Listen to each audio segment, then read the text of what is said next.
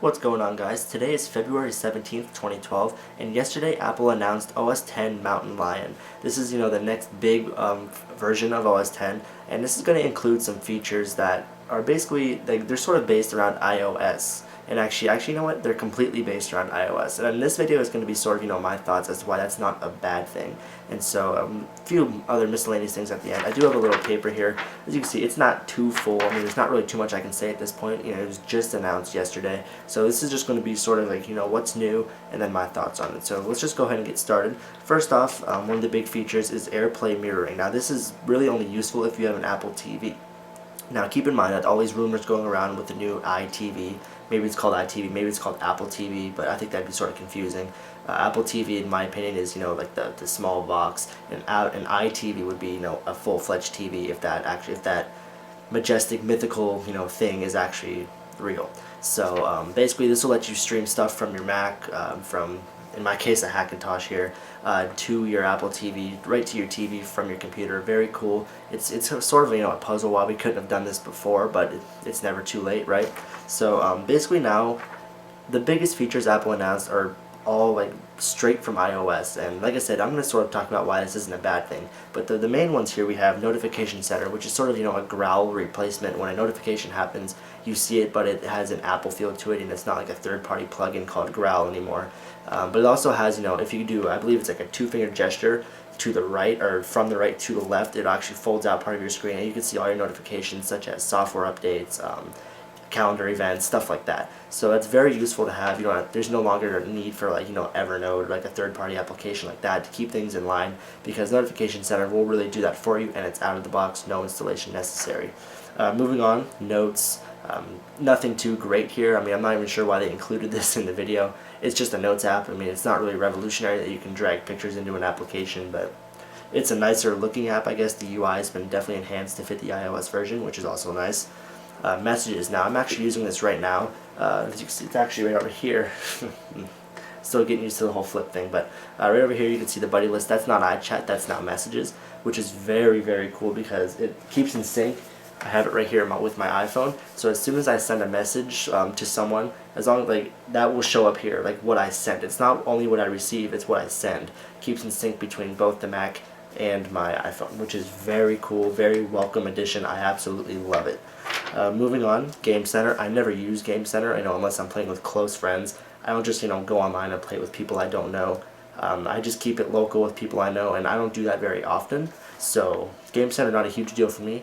But what might not be a huge feature for me can be a huge deal to someone else. So keep that in mind. And the last thing is basically reminders. Sort of fits in with Notification Center.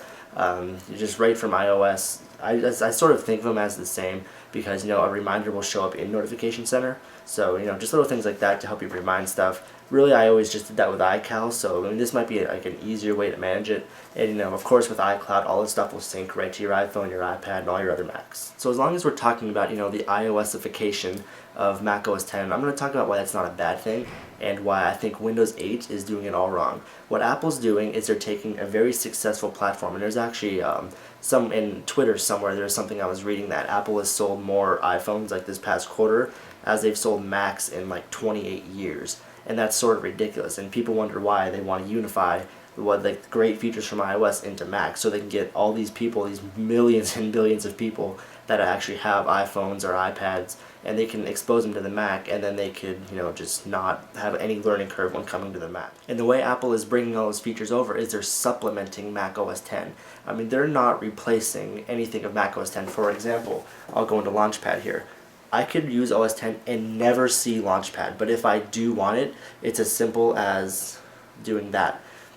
And I can use it if I really want to. However, if I don't like it, if I don't want to see it, I never even have to look at it. And that's the correct way to implement mobile features into a desktop OS. You can enhance them and supplement them to give you a better desktop experience. You can use them if you want, but you don't have to. Windows 8 is totally different. They're forcing you to use Metro. Even if you don't have a touchscreen or a tablet, to mouse around that, I think is just cumbersome.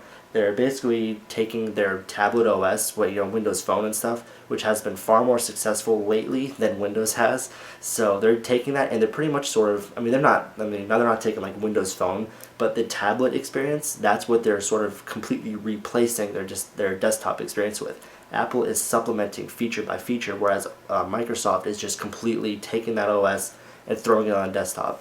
And I just don't like that, because if you don't like the Metro interface, there's no way around it. If you click that start button, maybe they'll add a preference in when it actually releases. But for right now, once you click that start button, you don't get a menu, you get a whole new interface, and not everyone is gonna like that. So that right there is the key reasons that I think that Microsoft is going about Windows 8 wrong. It's great that they're trying something new. I just don't think that they're implementing it the way that they should, and I think Apple is doing that right. And I'm not saying that just because I love Apple, I love OS 10 and stuff. I use what works for me. If Windows 8 came out to be amazing and it blew OS 10 out of the water, you better believe I would change. Now, I'd continue to use my iPhone, but I would also go back to Windows. But until that happens, I'm sticking with OS 10, because in my head, the way I see it and the way their numbers show, they're doing something right. So, ran off, back to Mountain Lion. Really the only other notable feature besides iOS apps and stuff like that is Gatekeeper. And now this sort of makes me wonder, since their market share is ever growing and stuff, and since they plan to have all these people switch over to OS 10 from the mobile platform and stuff, are they sort of getting more concerned about viruses and stuff like that? I don't really think, being a Mac user and stuff, that we have anything to really worry about, but it just sort of makes you wonder when Apple goes the extra mile to include something like this that's sort of like a UAC control where you can configure it, to not allow certain apps and stuff. So, is that a direction Apple is going? We'll just have to see. And now just one other thing that I thought was interesting is that they dropped Mac from the beginning. It's now just called OS 10. It's not Mac OS 10. It's simply OS 10. And it's sort of the same thing like with the mobile platform. It's not, Apple iOS. It's just iOS. They even dropped, before the whole iOS thing, it was iPhone OS. So that's sort of like Mac OS 10. So they're dropping that and they're making it just iOS and OS 10. So they're just sort of just unifying it, making it just one phrase, which is also a welcome addition. So that's pretty much all I have for this video. That's all that Apple really announced at this point. I do expect that we'll hear more, more like OS-based features and not just iOS, apps coming to the Mac platform. Because honestly, there's not much of an OS upgrade here. There's just, various apps, like we already have access to messages already. So as far as key, OS features, it might be a little faster. It might be a little more optimized. But other than that, there's really no OS features. But I do think that we will see stuff, but Apple just hasn't announced them yet. This whole thing just kind of took the internet by the face and just slapped it.